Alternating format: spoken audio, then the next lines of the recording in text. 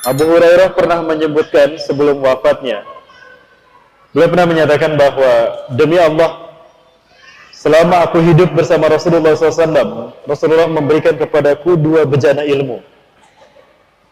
1 bejana ilmu sudah aku sampaikan pada kalian, demi Allah. Tidak ada aku yang sembunyikan dari 1 bejana ilmu yang pertama.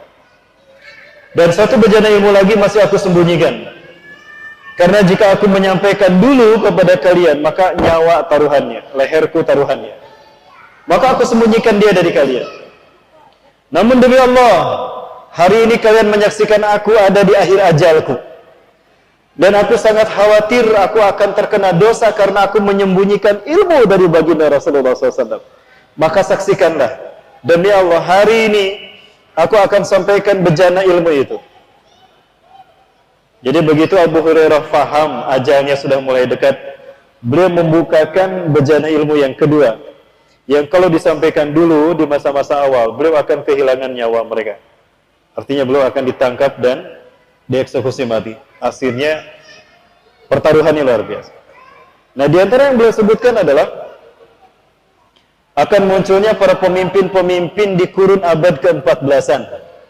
Rasulullah menyebutkan abad ke-14-an, berarti abad 14 Hijriah. Kalau abad 14 Hijriah ya di zaman kita ini. Bukan abad ya, Rasul menyebutkan di kurun waktu 14-an. Bisa jadi tahun 14-an. 14 Hijriah, berarti zaman kita kan? Nah, beliau menyebutkan akan muncul yang orang-orang atau manusia menyebutnya kucing besar. Dari negeri yang berkaca. Orang-orang menyebut negeri mereka Rus atau Al-Rus. Dia akan muncul dan membawa petaka bagi umatku di Syam. Ya. Kira-kira negara mana ini? Kalau disebutkan Rus atau Al-Rus, kemungkinan adalah Rusia. Lalu siapa yang disebut dengan kucing besar ini? Disebut kucing, tapi dia besar. Disebut kucing berarti kecil orangnya, tapi gaungnya besar. Saya menganalogikan beliau ini, apa yang disampaikan Rasulullah ini adalah Vladimir Putin. Yang ternyata Vladimir Putin punya sebuah mimpi besar untuk membangun kembali Rusia Raya. Dia berencana akan membangun Rusia Raya, mengalahkan apa yang pernah diraih oleh leluhur mereka. Bahkan dia ingin berkuasa lebih hebat daripada Gorbachev mungkin ketika Uni Soviet masih ada. Itu yang pertama. Kemudian yang kedua, Rasulullah SAW juga menyebutkan satu ratu yang berkuasa di wilayah Rom, yang mana ratu ini sangat ditakuti dan dia akan menjadi penebar petaka di seluruh dunia, di mana setiap langkahnya itu akan menimbulkan jejak yang berdarah-darah. Rasulullah menyebutkan Amrikia. Ya, Rasulullah menyebutkan Amrikia. Maka analoginya tidak lebih kepada Amerika yang kita tahu roadmap yang berdarah-darah, baik di Irak, di Afghanistan, di Somalia, ya, bahkan di negara-negara Asia juga. Ya. Bapak Ibu, apa yang disebutkan oleh Rasulullah melalui Abu Hurairah ini sekarang sudah tampak di hadapan kita. Ada lagi satu bangsa yang justru ini akan menjadi penguasa dunia, nampaknya mengalahkan Bani Israel. Ada satu sosok pemimpin yang juga Rasulullah sebutkan, berasal dari negeri yang Rasul menyebutnya Turka. Rasul menyebutnya Turka, yang kita akan berperang melawan mereka.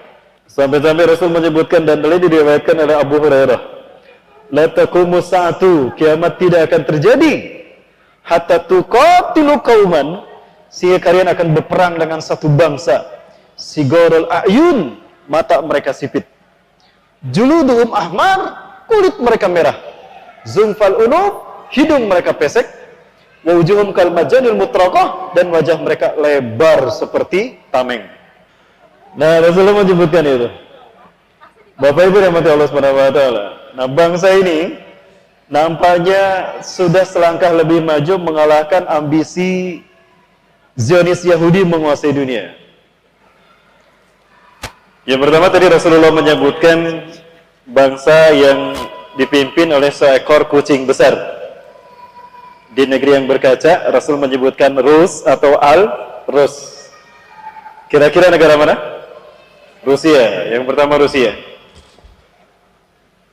Rasul menyebutnya Rus atau Al-Rus, yang mana saat ini kita tahu Rusia dipimpin oleh Vladimir Putin, di mana Vladimir Putin ternyata punya mimpi besar untuk menciptakan Rusia Raya. Ya, ada Vladimir Putin di sana. Yang mana dia pun akan menebar petaka dan bencana bagi umat Islam di akhir zaman. Kita tahu bagaimana kekejaman Rusia atau Uni Soviet terhadap kaum muslimin yang ada di Kosovo, yang ada di di Chechnya. Saat itu ketika Chechnya baru berumur 1 tahun, presidennya Muhammad Dzhokhar Dudayev itu pun meninggal bersama beberapa pasukannya. Saat beliau ngobrol dipancing lewat telepon, maka sinyal itu sampai kepada pemerintah Rusia, lalu Rusia buru-buru mengirimkan rudal ke tempat di mana Dzhokhar Dudayev berada. Maka tidak lama kemudian Dzhokhar Dudayev syahid, insyaallah. Mudah-mudahan Allah menerimanya sebagai syahid di jalan Allah. Kemudian juga kita mendengar ada negara yang kemudian Rasulullah sebutkan tadi. Negara ini adalah negara yang banyak menebarkan petaka juga, di mana Rasulullah menyebutnya Ratu Besar Amerika. Ya, luar biasa. Ternyata Rasulullah menyebutkan demikian, Amerika. Dan Rasulullah menyebutnya Ratu Besar. Sebentar, patung Liberty itu laki-laki apa perempuan? Perempuan. Rasulullah menyebutnya Ratu, kan? Ratu Besar. Dan itu kebanggaan rakyat Amerika, di mana setiap injakan kakinya menimbulkan jejak yang berdarah-darah. Ya, kemudian Rasulullah SAW juga menyebutkan sebuah negara yang tadi kita bahas di akhir. Satu negara yang kata Rasulullah akan diperangi oleh kaum muslimin, yang mana Rasulullah menyebutnya Turka, bukan Cina. Kalau Rasul menyebut Cina, berarti itu adalah komunitas negara muslim. Allah pernah memerintahkan utlubul ilma walau bisin, tuntutlah ilmu walaupun ke negeri Cina, bangsa yang dulu diislamkan oleh Zulkarnain di zaman Nabi Musa AS. Mereka ini sekarang menjadi bangsa yang kita kenal dengan nama Uighur, Turkistan, dan Turkmenistan. Uighur. Makanya mereka muslim. Dan kalau tidak salah justru dari ulama Sin inilah Utsman bin Affan mendapatkan kertas untuk membuat mushaf Quran yang pertama. Makanya Rasul memerintahkan utlubul ilma walau bisin, tuntutlah ilmu walau ke negeri Cina. Adapun Cina yang kita sebut hari ini, Rasul menyebutnya Turka. Kita akan memerangi Turka, ya, atau kita menyebutnya Mongolia. Dan mereka inilah keturunan dari Ya'juj Ma'juj yang pertama. Makanya ciri-ciri mereka sigarul ayun, mata mereka sipit, juluduhum ahmar, kulit mereka merah, zungfal unuf, hidung mereka pesek. Peseknya ukuran Rasulullah, bukan ukuran kita. Karena Rasulullah mancung, ya kita yang disebut pesek. Kalau pesek ukuran kita, habis dong hidungnya. Padahal kita mancung, ya. Tapi dibandingkan orang Arab kita pesek. Ya. Wujudum kalmajani mutrakoh, hidung mereka, wajah mereka lebar seperti tameng. Nah, mereka lah yang kita kenal sekarang Cina. Di mana Cina mengambil satu langkah lebih maju daripada pendahulunya, baik Rusia, Amerika ataupun Yahudi. Kenapa? Cina punya proyek sekarang obor One Belt One Road yang sebetulnya tinggal menunggu Indonesia. Kalau Indonesia sudah jatuh, maka Asia akan jatuh ke tangan mereka. Tapi mereka kehilangan Selat Malaka. Sepertinya, karena Selat Malaka yang menjadi pintu gerbang untuk memasuki Asia dan Indonesia, itu sekarang dikuasai oleh Eropa. Saya pernah mendengar langsung dari orang Aceh. Kalau di Aceh sekarang sudah ada pasukan militer Angkatan Laut dan militernya Prancis, Australia, Inggris, kemudian juga Amerika sendiri, membawa berita NATO. Menguasai mana? Menguasai Selat Malaka. Tidak dapat kita bayangkan kalau Selat Malaka ini jatuh ke tangan mereka betul, maka Cina akan berperang. Cina hari ini akan berperang dengan Eropa. Di mana? Di tanah air kita. Apakah ini isyarat Imam Mahdi akan datang? Bapak Ibu kembali ke sini. Ya, Turka atau Mongolia atau kita kenal sekarang Cina. Ya. Satu lagi perang sekalian, yaitu Syam. Syam di sini lebih kepada Suriah. Oh, ada dua lagi. Satu lagi Persia.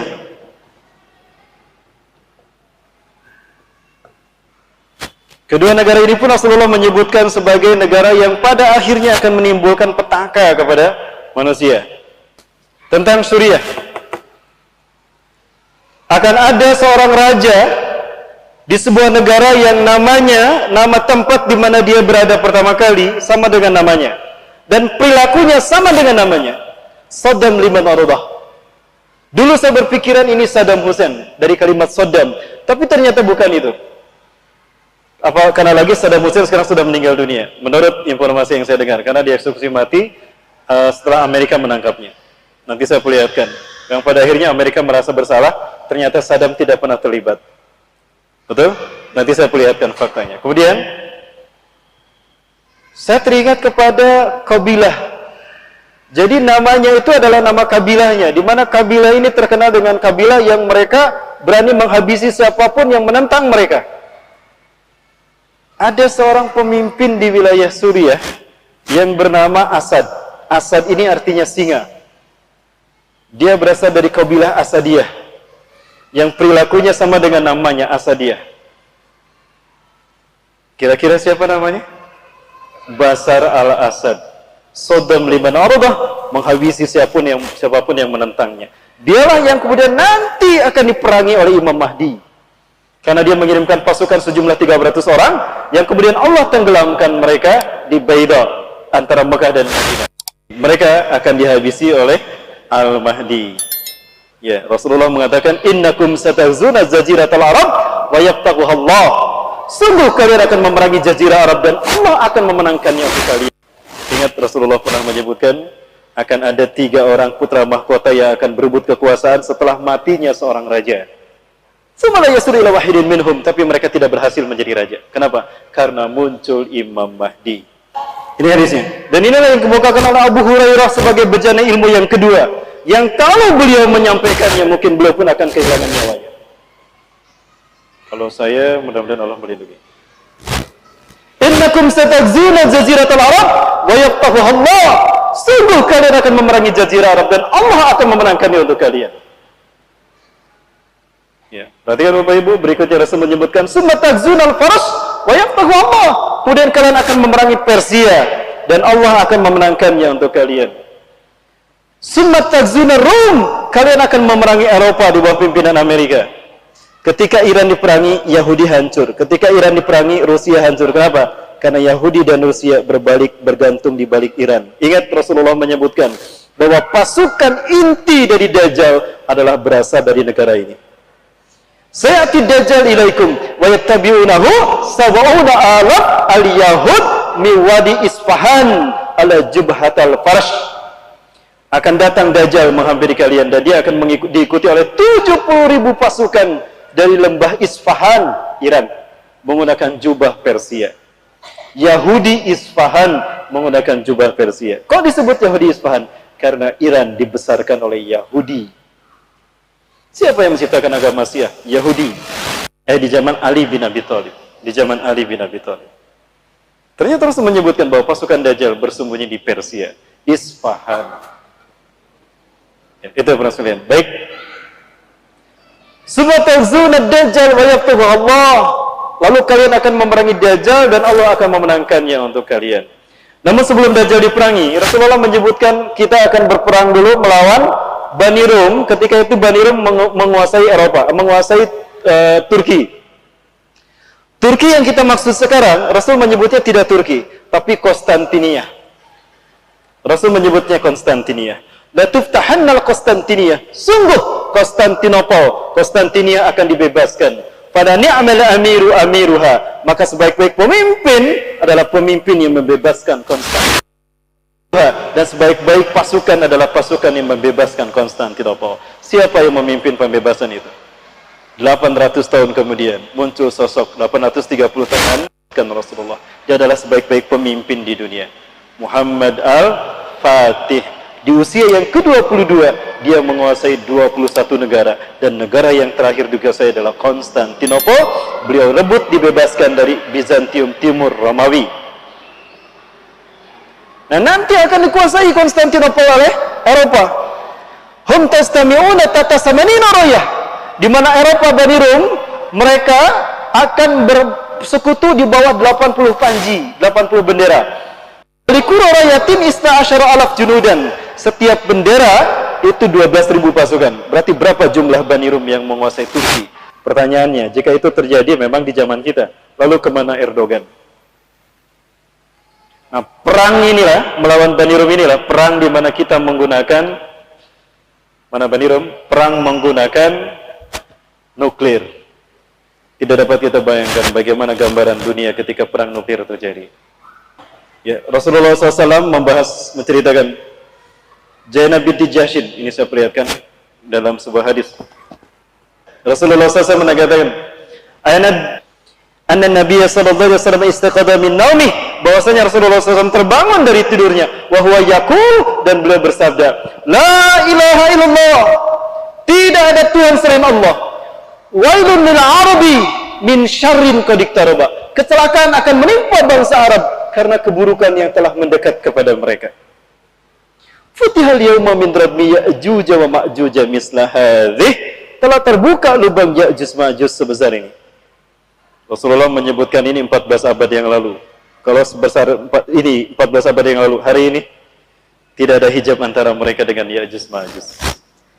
Ya'juj Ma'juj adalah satu bangsa yang ternyata namanya bukan dari bahasa Arab, itu dari bangsa Cina. Ya'juj diambil dari kata ya dan jauh bangsa. Ya Asia, jauh bangsa. Jadi Ya'juj atau Ba'juj, Ya'juj bangsa Arab, ya itu artinya bangsa Asia. Ma artinya pasukan berkuda, jauh bangsa. Jadi Ma'juj atau Ma'juj adalah pasukan berkuda. Jadi Ya'juj Ma'juj adalah pasukan berkuda yang datang dari Asia. Ya. Zainab binti Jahshin kemudian berkata, qala ya Rasulullah, qultu, aku berkata, ya Rasulullah, anuhlika wa fina salihun, apakah kami akan binasa juga sementara ada orang-orang soleh di antara kami? Naam. Qala na'am. Idza kasara al-khabas, benar. Kita pun akan binasa jika kemaksiatan merajalela di mana-mana dan kita diam saja. Ingat Bapak Ibu, yang maksiat memang tetangga kita, yang LGBT tetangga kita. Tapi kalau kita biarkan, azab bukan hanya menimpa mereka, kita juga kena. Rasulullah SAW pernah menegaskan, Inna Allah Azza wa Jalla la yu'adzabul ammah bi'amalil khasah. Sesungguhnya Allah yang Maha Perkasa dan Maha Tinggi tidak menyiksa satu kaum hanya kemaksiatan segelintir orang saja. Lah yang maksiat segelintir orang, ya mereka yang diazab. Hatta yarawul munkara baina zuhranaihim, sampai mereka melihat ada kemungkaran di depan mereka. Wahum qadiruna ayyunkiruh, dan mereka mampu mencegah kemungkaran itu agar tidak terjadi. Fala yunkiruh, tapi mereka tidak mengingkarinya. Mereka diam saja. Biarkan ada tetangga kita kan baik ada batur orang mangas cicing pengikutan. Apa kata Rasulullah? Faida fa'alu dalika, kalau mereka membiarkan kemaksiatan itu terjadi, padahal kita tahu dan kita bisa merubahnya, kita diam saja. Adzaballahu al-khassata wal ammah. Allah akan menyiksa kaum yang maksiat, segelintir orang yang maksiat, dan kaum yang membiarkan maksiat itu terjadi. Lihat Lombok, kok masjid bisa hancur? Padahal di dalamnya ada yang sedang sholat kan? Sampai ada yang megang begini. Tapi juga ada yang tertimpa masjid dan sholatnya belum selesai dan mereka meninggal dunia. Bapak Ibu rahmati Allah, kita akan membahas segi Arab sekarang. Siapakah yang dimaksudkan Arab oleh Rasulullah SAW? Bapak Ibu tolong sebutkan. Bagi kita, Palestina Arab bukan? Arab. Suriah? Arab. Mesir? Arab. Irak? Afghanistan? Yaman? Libya? Tunisia? Irak. Bagaimana kondisi negara-negara itu? Ini dia. Ternyata sebelum terjadinya genosida, pembantaian di Suriah, Vladimir Putin mengalirkan minyak Suriah ke Rusia. Amerika kehilangan kesempatan, kehilangan peluang. Vladimir Putin ternyata sudah bekerja sama dengan Bashar Assad untuk mengatasi gelombang protes dari warganya. Konflik Suriah 2011 dimulai dari protesnya para pelajar yang menolak kebijakan rezim Bashar Assad yang dinilai ganjil dan zalim. Mereka membuat grafiti di pinggir-pinggir jalan. Lalu Bashar Assad merasa tersinggung, lalu dia mengirimkan pasukan khusus menculik para pelajar tadi. Lalu mereka diculik dan disiksa. Di antara mereka ada yang dimutilasi, Bapak Ibu. Begitu orang tua mereka tahu kalau anak mereka diculik oleh pasukan Bashar Assad, berita dari teman-temannya, maka terjadi gelombang demonstrasi meminta agar anak-anaknya dikembalikan. Ya, anak-anaknya dikembalikan. Bukannya didengar dan disambut, mereka malah diberondong dengan senjata peluru tajam, sehingga terjadilah konflik berdarah. Itu awal mula terjadi. Maka pembantaian berdarah pun terjadi pertama kali di Dar'a. Itu salah satu bukti konflik Suriah yang ternyata banyak pihak yang berkepentingan.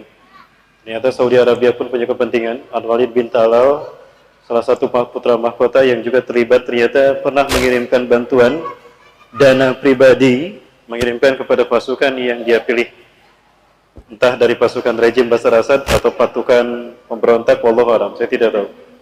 Bahkan disebutkan di CNN kalau beliau menyebut membantu ISIS, memang saya ikut membantu ISIS. I founded ISIS. Saya memberikan founded ISIS, memberikan dana untuk mereka. Kata putra mahkota ini. Baik Bapak Ibu rahmati Allah. Jadi konflik Suriah ini pada akhirnya akan memicu bahwa Allah akan memerangi mereka. Imam Mahdi akan memerangi Jazirah Arab. Ini diperangi oleh Imam Mahdi dalam perang pertama Imam Mahdi. Ya, dalam perang pertama Imam Mahdi akan memerangi Jazirah Arab. Akan banyak mati dari pemimpin-pemimpin munafik Jazirah Arab, termasuk ada pemimpin Suriah. Dia akan mengirimkan pasukan sejumlah 300 orang. Falamma tasafat baydu hazamahullahu jami'an fayabqa minhum wahidun faqat. Allah tenggelamkan pasukan ini ketika sampai di Baydo. Allah tenggelamkan, yang tersisa hanya satu orang saja. Sumayyarju ila malikih, lalu dia kembali kepada Raja Suriah dan mengatakan, iya, bahwa apa yang terjadi pada pasukannya itu tadi. Tersisa hanya dia saja. Lalu lalu Raja Syam ini pun mengirimkan pasukan yang terbaik dan dia sendiri memimpinnya. Maka pada akhirnya Al-Mahdi menghancurkan mereka. Ya, dan ini adalah negara terakhir yang dihancurkan oleh mereka. Nah, kemudian summa tasrikuna bi Bani Rom. Kemudian kalian akan bersekutu dengan Bani Rom. Dia akan meminta bantuan Rusia. Rusia pun pada saat itu akan dihancurkan. Vladimir Putin yang tadi bekerja sama dengan Rusia pun hancur juga. Ya, baik, Vladimir Putin yang tadi bekerja sama dengan Bashar Assad. Nah, kemudian Rasulullah mengatakan summa takzuna Rom, summa takzuna Persia. Lalu kalian akan memerangi Persia. Wa yaftahu Allah, dan Allah akan memenangkannya untuk kalian. Nah, ketika perang ini dalam hadis yang lain mengatakan fatasriku nabi Bani Rum. Lalu kalian bersekutu dengan Eropa. Amerika akan bersekutu dulu dengan umat Islam memerangi tuqatiluna aduwwa min waraikum, memerangi musuh di belakang kalian. Nah, perang melawan Persia ini mengakibatkan ada ghanimah yang sangat besar sekali. Umat Islam mendapatkan ghanimah. Rasulullah menyebutnya Bani Kilab kalau tidak salah. Perang melawan Bani Kilab ini menyisakan ghanimah yang sangat banyak. Yang namanya ghanimah dibagikan kepada orang Islam. Eropa, Romawi tidak kedapatan. Sakit hati mereka. Mereka berpisah berkhianat. Ketika mereka berpisah, mereka mengangkat salib. Salib menang, salib menang. Umat Islam tersinggung. Kata siapa salib menang? Kami yang ikut berperang juga. Disuntrungkan dah. Disuntrungkan. Nah, disuntrungkan. Didorong, jatuh ke jurang, mati itu. Maka yang orang Islam yang mendorongnya pun ditangkap dan dihukum mati juga. Saat itulah berkhianat Bani Rum, mereka berpisah dari umat Islam. Mereka membuat multinasional, koalisi multinasional, tajtami'una tahta samanina roya. Mereka, Bani Rum ini, pada akhirnya bersekutu dalam 80 bendera. 80 panji. Satu bendera itu 12.000 pasukan. Jadi berapa jumlah mereka? 960.000 kan? 1 juta. Inilah yang kemudian mereka menguasai Konstantinopel, kata Rasulullah. Artinya menguasai Turki sekarang. Pertanyaannya, kemana Erdogan? Ketika Turki di sini, hum yanziluna fil a'maq au bidabik, mereka turun di a'maq atau di dabik. Ya, mereka akan menguasai a'maq atau dabik. Ini a'maq dabik, Turki. Nah, mereka berkuasa menguasai Turki yang saya tidak tahu bagaimana Erdogan. Kalau memang ini terjadi di zaman kita, Bapak Ibu, popularitas Erdogan sekarang sudah mulai turun.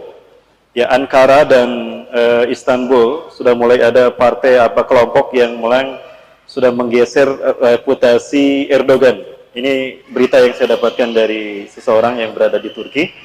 Ya, anak saya sendiri, beliau kuliah di sana, memberitahukan sekarang elektabilitas Erdogan sudah tidak bisa diharapkan lagi. Maksudnya kalah polling suara Erdogan. Nah, pertanyaannya lalu kemana Erdogan? Keberadaan orang-orang anti Erdogan ini yang membuka masuknya Bani Rom ke Turki. Dan umat Islam berada di Suriah saat itu, di Aleppo. Terjadi perang yang saat itu perang berkecamuk dengan sangat dahsyat, dan itu perang nuklir terjadi. Saya ada simulasi tentang perang nuklir, tapi kalau saya tayangkan kita selesai jam 10 malam. Ada analisa perang nuklir Bapak Ibu, yang ini memicu terjadinya perang dunia ketiga. Nah, perang nuklir ini adalah perang nuklir penghabisan. Kenapa? Karena umat Islam kemudian pada saat itu akan berebut Konstantinopel dari mereka. Di bawah pimpinan Al-Mahdi. Al-Mahdi telah muncul sejak kita perang melawan Jazirah Arab. Karena Raja Syam akan mati di tangan Al-Mahdi. Dan Raja Syam adalah Raja Arab yang terakhir. Persia kalah tadi, Syam sudah kalah. Ya, maka umat Islam memerangi Rusia. Rusia pun ikut kalah ketika Suriah hancur. Maka kemudian perang melawan B, ratu besar yang setiap jejaknya meninggalkan darah-darah manusia, Amerika. Amerika bersekutu dengan Eropa yang turun di a'maq au bidabik Turki, dan itu dikalahkan. Summa tagzuna Rum wa yaftahuha Allah. Lalu kalian akan memerangi Eropa dan Allah memenangkannya untuk kalian. Akhirnya ini pun kalah. Ketika ini kalah, maka Israel pun akan kehilangan perlindungannya. Di saat itulah mereka dihabisi. Baik, nah, di saat itulah kemudian umat Islam berhasil menguasai Konstantinopel. Kembali pasukan Al-Mahdi ke Suriah. Di situ mereka mendarat di Halab. Halab adalah Aleppo.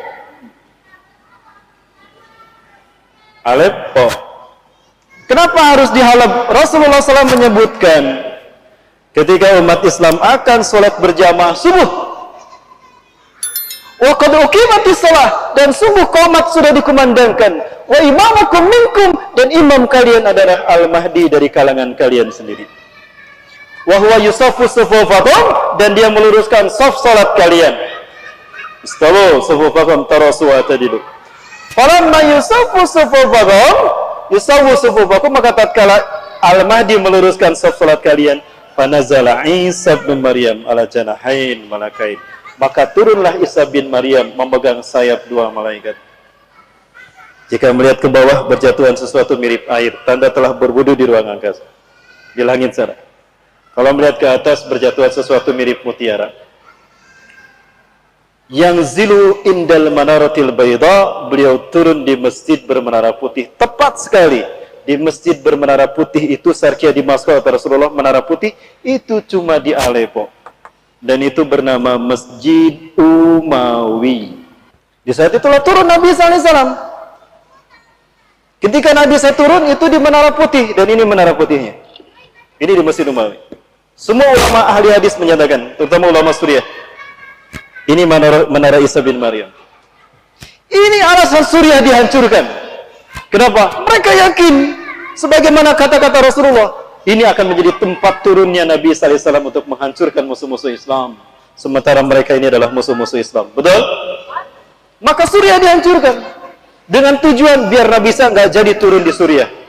Bapak Ibu, kemudian turun di Masjid Menara Putih. Imam Mahdi berkata, "Ta'al ya Nabi Allah, sallallahu. Kemari Nabi Allah, imami kami salat." Maka kanjeng Nabi imami kami salat. Imam Mahdi mundur. Dikira Imam Mahdi Nabi Isa mau jadi imam, ternyata tidak. La, taqaddam hadhihi uqimat salak. Ente kaharep. Ente kaharep. Hadhihi uqimat salak. Salat ini dikumandangkan untukmu hai fulan. Subhanallah. Inilah mulianya generasi akhir zaman Nabi saja makmum di belakang orang yang memimpin penegakan sunnah Rasulullah di akhir zaman.